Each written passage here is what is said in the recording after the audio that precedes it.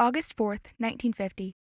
Crew of the merchant ship Marcala are running a routine delivery from Nova Scotia to Delaware. It's morning, and the skies are clear as they sail over the Hudson Canyon, the largest underwater chasm off the U.S. East Coast. Over the next hour, they'd experience something so bizarre it causes any rational investigator to question the phenomenon's impact on human perception and even time. Join us as we go through little-known CIA and Air Force files, documenting an unidentified cylinder that appeared differently to 3 sailors on the same ship. Why has this encounter been forgotten? And could it hold the key to better understanding UFOs? We cover strange declassified files. Subscribe to join us. It's 1950. 3 years after Roswell and Kenneth Arnold's encounter with 9 objects above Mount Rainier, UFOs have a foothold in pop culture. The Flying Saucers Are Real has been published by Marine pilot turned ufologist Donald Kehoe, and the first feature film on the subject, The Flying Saucer, has been released. We know what we do about the North Atlantic encounter from this, a declassified information report from the CIA. Subject, Unidentified Airborne Object, it reads. The vessel is shipping barite crystals, used as a pigment in paper and pen. At least 3 are on board: the captain, his chief mate, and a third mate. The encounter happens here. The captain's account is recorded first. On 4 Aug 50 at 10 a.m., my ship, while on a heading of 245 degrees true, with a smooth sea and clear weather, visibility 14 miles, was underway from Walton, Nova Scotia to an East Coast U.S. port. I was in the chart room just aft the bridge when third mate, who was at mid-bridge checking the compass, shouted that there was a flying object off the starboard bow. I immediately ascended the conning tower, and by this time the object was on our starboard beam. It traveled alongside the ship, the captain said, 50 to 100 feet above the water at a leisurely pace of 25 miles an hour. From the conning tower, I observed it with my binoculars for a period of approximately a minute and a half, when it disappeared into the horizon in a northeasterly direction. It was an ovular, cylindrical-shaped object, the like of which I have never seen before. It was approximately 10 feet long, had a shiny aluminum color, made no noise, and moved with a slight rotary motion. Air Force intelligence officers interviewed the captain 4 days after the sighting. He was adamant about its slow speed, and estimated he watched the aluminum oval-like cylinder for 90 seconds. His colleague had a profoundly different experience, though. The chief mate's testimony. I looked off to the starboard and saw an object of elliptic shape, looking like half an egg cut lengthwise, traveling at a great rate of speed. I immediately ran to stern, port side, and with my glasses was able to observe the object disappearing into the horizon. The sighting lasted just 15 seconds. He estimated the object flew possibly faster than 500 miles per hour. It wobbled in the air, made no noise, and was a metallic white in color.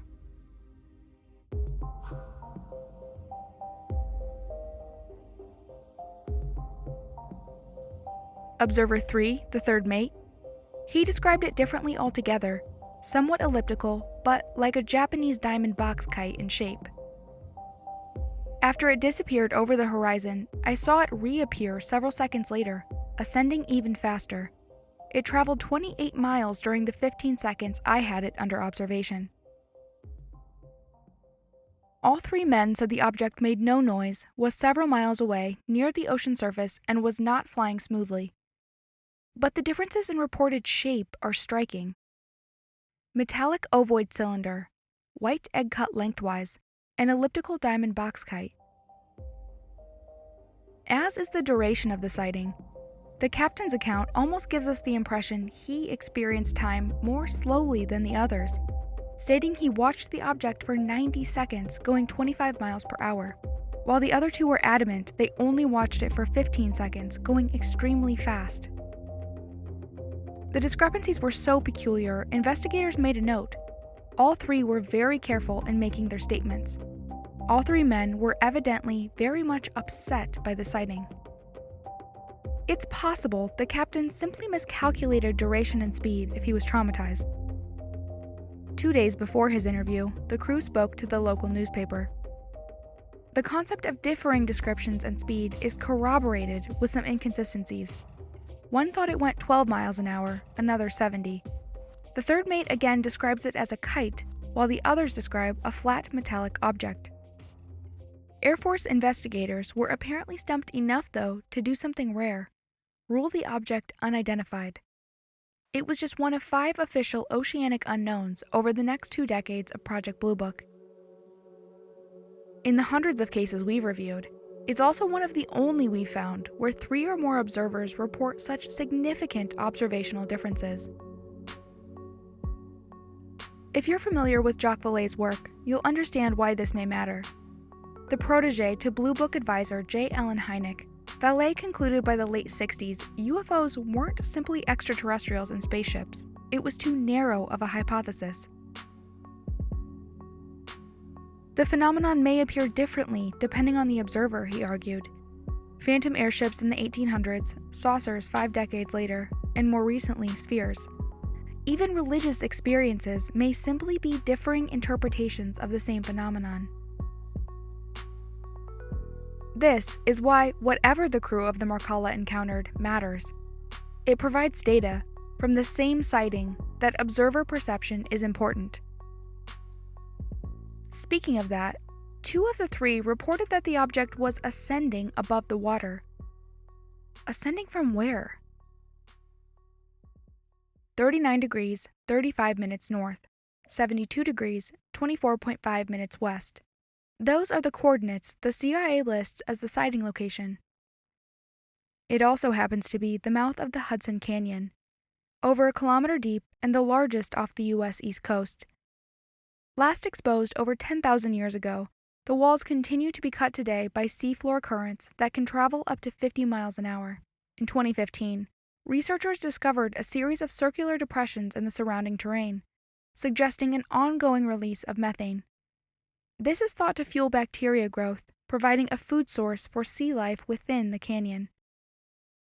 Anomalous methane bursts were also detected, though researchers couldn't determine how long they've been ongoing. There's yet to be any study analyzing potential connections between oceanic UFO sightings and underwater canyons. Connections of unidentified objects to methane release are also speculative.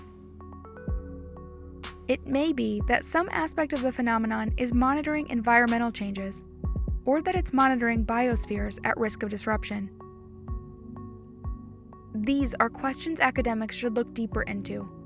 After all, water covers 71% of the Earth's surface.